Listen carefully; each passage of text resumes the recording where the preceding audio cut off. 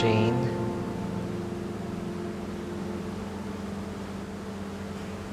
I'm sorry.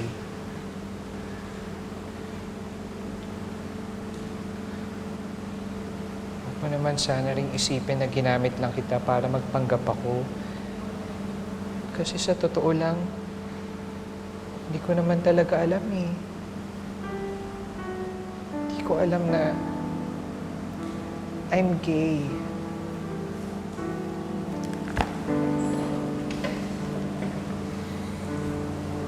Yaan mo na yun. Tapos na yun eh. Okay lang naman. At least, di ba, we can still be sisters. Sister!